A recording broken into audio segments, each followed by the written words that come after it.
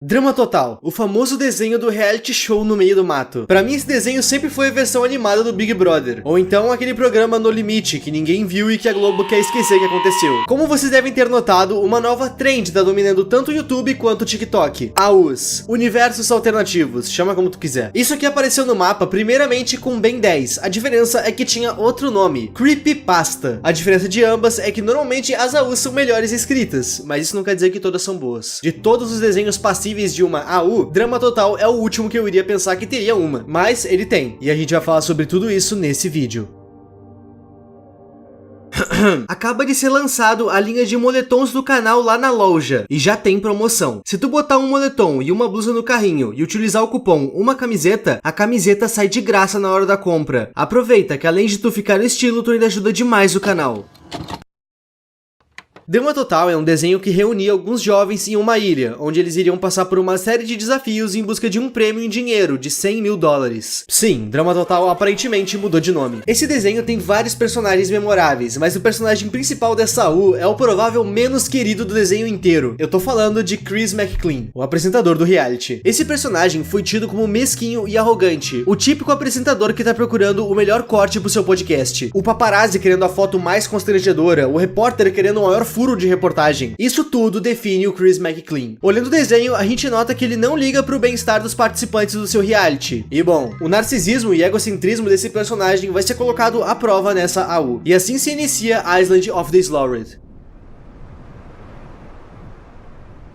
Em 2007, 22 adolescentes foram aceitos para participar de um reality show chamado Ilha dos Desafios, apresentado por Chris McClean. A ideia dessa ilha era ser a coisa mais isolada e inacessível possível. Ninguém entrava nem saía, uma vez que a ilha inteira era cercada por tubarões. A ilha não tinha nenhuma inspeção. Como assim inspeção? Eu vou usar de exemplo o MrBeast. Quando ele grava um vídeo se isolando numa cidade no meio do nada, ou então em uma ilha, é óbvio que ele tem uma equipe por trás para dar socorros caso precise, e principalmente meses de preparo por trás de tudo isso. Uma equipe de verificação vai na ilha que ele vai ficar para ver se tem habitantes, para ver se as estruturas que ele vai se enfiar não tem risco de desabar e etc. E bom, como o Chris não providenciou isso, a Ilha dos Desafios era precária e insalubre, e principalmente, ela não era tão solitária assim. Os participantes não eram os únicos habitantes daquela ilha, havia um homem da floresta lá dentro. Não se passaram nem 2 dias de reality e os assassinatos já começaram. Quando a primeira morte foi notada pelos outros participantes, eles avisaram tanto o Chris quanto a produção inteira do reality. E o que o Chris fez? Ele fugiu com toda a sua equipe com o barco que teria levado os sobreviventes para a ilha. Ou seja, todos os adolescentes foram deixados para trás, com uma assassina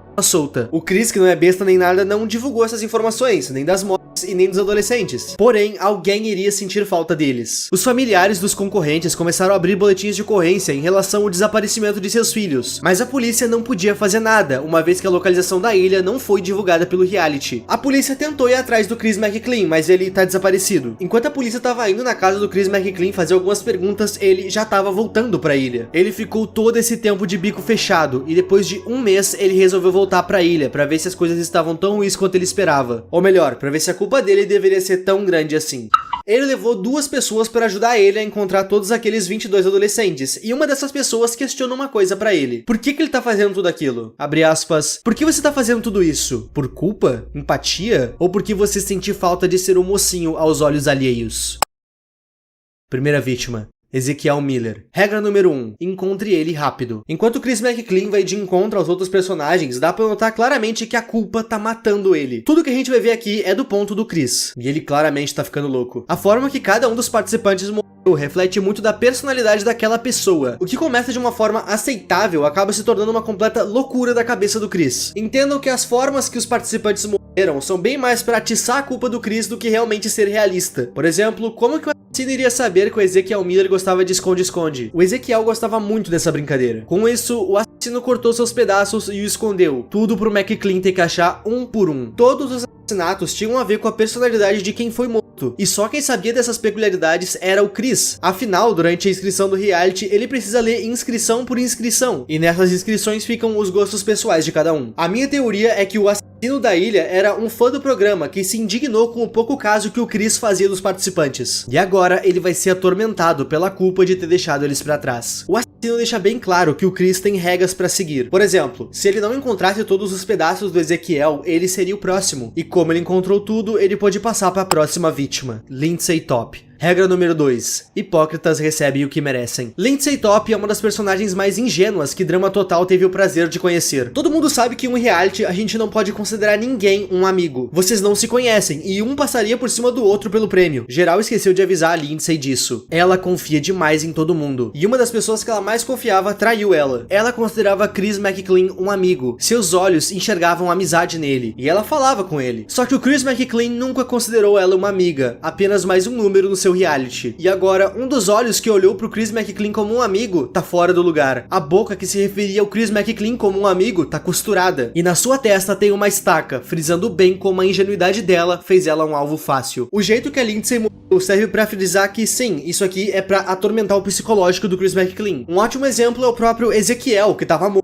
mas estava sorrindo pra ele. É dito por um narrador da história que o Chris McClain poderia só ignorar o que ele fez com ela. Poderia ignorar ela, mas que ela eventualmente iria começar a seguir ele, até ele eventualmente se ver na ponta de um precipício, almejando saltar. É óbvio que a Lindsay não vai seguir ele, mas a imagem dela vai, até ele não aguentar mais e saltar desse tal penhasco. Regra número 3. Fique atento às diferenças. Nessa parte, a gente não vai falar de uma, mas sim de duas vítimas. Kate e Sadie. As duas eram participantes do reality, mas acima de tudo, elas eram melhores amigas. Faziam tudo juntas e até mesmo se vestiam igual. O Homem da Floresta teria capturado as duas e teria feito a Sadie assistir a Kate sendo morta por lobos. O Homem da Floresta deu ela de comida pra eles, e a Sadie teve que ver tudo. Não existem vestígios da Kate pra atormentar o Chris McClain, afinal, ele não conhecia ela. Ele realmente não sabia nada sobre ela, mas ele sabia coisas sobre a Sadie. Ele sabia que ela tinha um fascínio por peônias, que é uma flor. E bom, o seu fascínio tomou conta dela. As partes que demonstram os pensamentos do Chris McClain são bem metafóricas, mas o que dá a entender é que pra todo lugar que ele olhava naquela floresta, ele acabava vendo ao longe peônias, ou sozinhas, ou consumindo o corpo da Sadie. E sempre que o Chris McClain se deparava com isso, ele se perguntava: não haviam flores lá antes, haviam?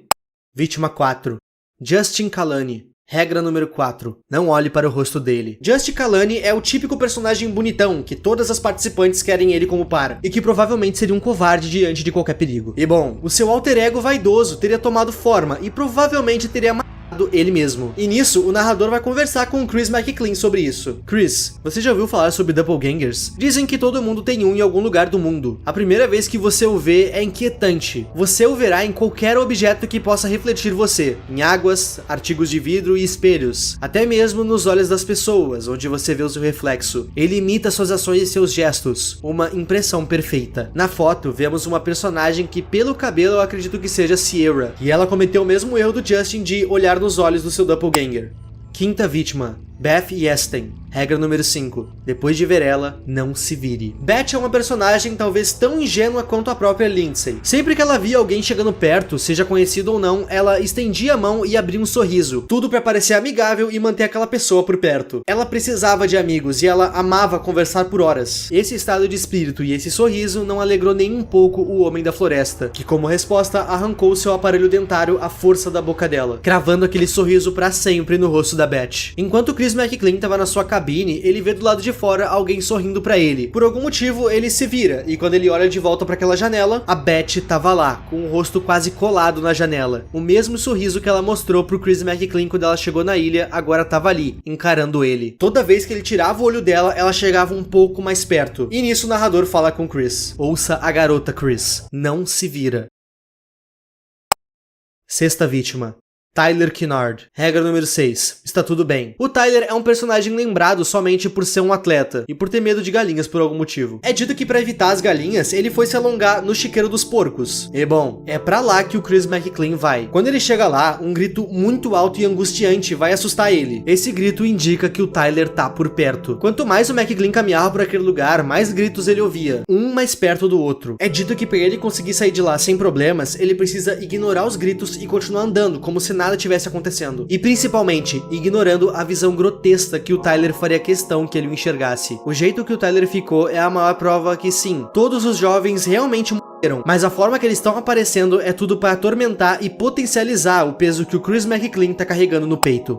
Sétima vítima, Noah Mudaliar. Regra número 7. Cuida da sua vida. Noah era um personagem que era constantemente tirado para otário. Ele sofria bullying entre os participantes. Chegou um momento em que ele simplesmente não ligava mais para as doações. Ele só queria ficar em paz sozinho. Sozinho de pessoas ruins e não de todo mundo. E bom, foi exatamente isso que aconteceu. Ele foi deixado sozinho. Na primeira vez que ele foi deixado sozinho por todos, o assassino encontrou ele. Ele teria estrangulado Noah e depois afogado ele. O Chris McClain teve a infelicidade de ouvir a voz calma do Noah. Voz essa que literalmente hipnotizou ele. Quando ele se deu por conta, ele já estava na frente do lago, olhando pro rosto sem vida, porém calmo do Noah. Se ele chegasse mais perto, ele seria puxado para as profundezas. 8ª vítima.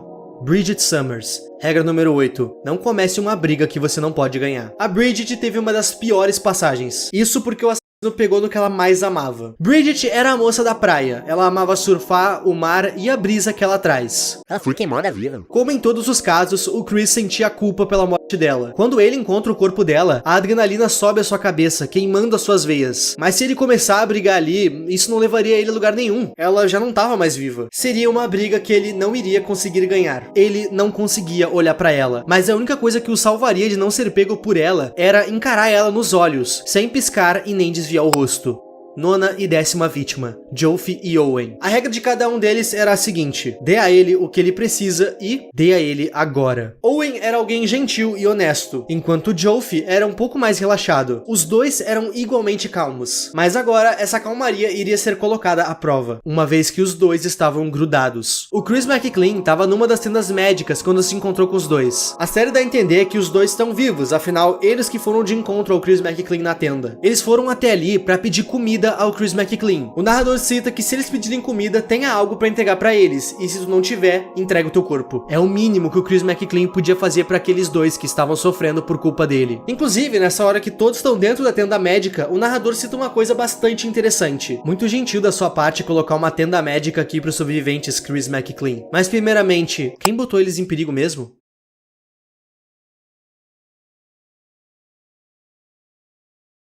11ª vítima, Devon DJ Joseph, o rei da floresta. Regra número 11. Nunca prejudique a natureza. Devon era um personagem que sempre teve uma ligação muito forte com os animais. O Chris McClain também tinha, mas de forma inversa. Muitas vezes ele deixou animais machucados, com fome, ou até mesmo machucou os animais em prol do programa. Desde que ele voltou para essa ilha, as suas vítimas estão torturando ele psicologicamente por ter abandonado eles. E os animais também foram vítimas nas mãos dele. Devon havia se tornado o rei da floresta, um anjo para aqueles animais que queriam vingança. E esse anjo não hesitaria em se tornar um demônio pro Chris McClain. 12ª vítima, Trent Cooper. Regra número 12. Nunca interrompa ele. Nunca interrompa o sonho do Trent. A série nos conta que o Trent era um personagem com o sonho de ser um músico, e por algum motivo ele compartilhou esse sonho com o Chris McClain, que fez pouco caso do seu sonho e do seu instrumento. O texto nos conta que esse cara literalmente chamou o instrumento dele de lixo, e bom, como vocês devem imaginar, Trent morreu. Ele teve o seu sonho interrompido pelo Chris McClain, e a única plateia que escuta ele agora é a que tá na sua imaginação. 13ª vítima, Harry McGrady V. Regra número 13. Não mexa no que não é seu. Esse personagem é o que tem o final mais sem sentido de todos, eu acho. É dito que esse personagem era um lutador de algumas artes marciais e que ele tinha muito potencial de se tornar um grande lutador, mas ele não conseguiu aguentar o fardo de ter perdido uma luta real. Ele tinha habilidade de luta nos jogos, e quando ele se deu de frente com o Homem da Floresta, ele foi morto.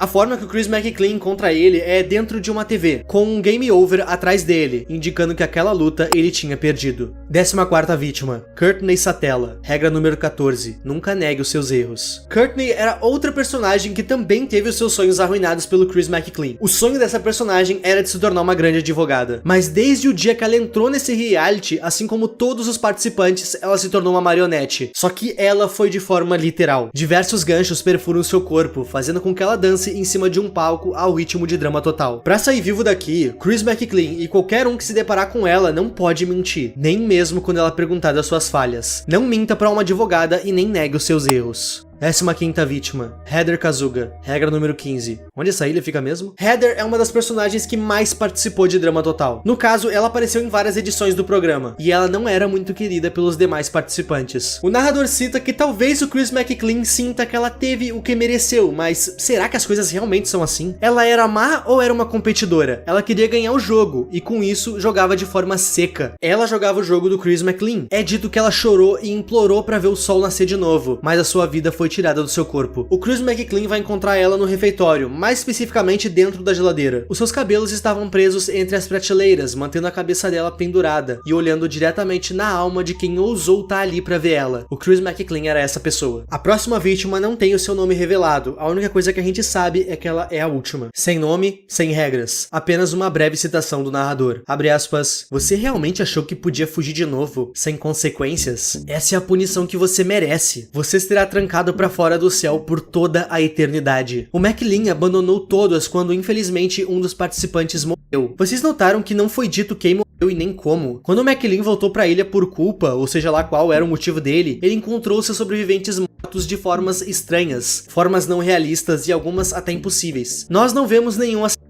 e nem mesmo os dois supostos ajudantes que vieram com ele. Isso porque o Chris McClane veio sozinho. O primeiro sobrevivente pode ter caído de uma pedra, se afogado, o que importa é que ele morreu. Por medo de ser pego, por arrogância ou qualquer outro motivo, o Chris McClane fugiu, mas a culpa movida pelo medo das investigações fez com que ele voltasse. E todos, ou pelo menos boa parte dos seus sobreviventes morreram. De fome, de desidratação, intoxicação, não importa. Só que a culpa que ele carregava por todo o seu reality fez ele criar esse universo, aonde ele voltou pra salvar eles. Nesse universo existe um assassino. Assim a culpa das mortes não cai diretamente no Chris McClane, mas sim num homem da floresta. Homem esse que não existe. A foto da última vítima se trata do Chris McClane sendo consumido pela floresta. A mesma floresta onde ele consumiu os sonhos e a vida de 22 sobreviventes. Isso é Island of the Slaughtered. Eu quero deixar claro que tudo isso que eu acabei de falar pra vocês, deles terem morrido de causas naturais e de não existir um assassino, é teoria minha. Eu teorizei isso. O fato da série não nos mostrar nenhum assassino, mas não desmentir a sua existência, somado às mortes realistas, me fazem crer que tudo isso seja um delírio gerado pela culpa do Chris McClane em ter abandonado todos naquela ilha. Essa série é extremamente metafórica e complexa, e ela foi escrita por um menino de 14 anos. Bizarro pensar isso, inclusive. Atualmente não tem mais como ler essa história na íntegra, porque o criador apagou tudo por conta de um hate tremendo que ele tomou. Isso sempre acontece, infelizmente. De qualquer modo, o perfil do criador vai estar aí na descrição pra caso vocês queiram seguir. Só lembrando vocês de darem uma passada na loja e de utilizar o cupom UMACAMISETA. Vocês apoiam demais o canal fazendo isso. Muito obrigado aos membros e é tu que tá vendo esse vídeo até aqui. O meu nome é Ipe e tchau.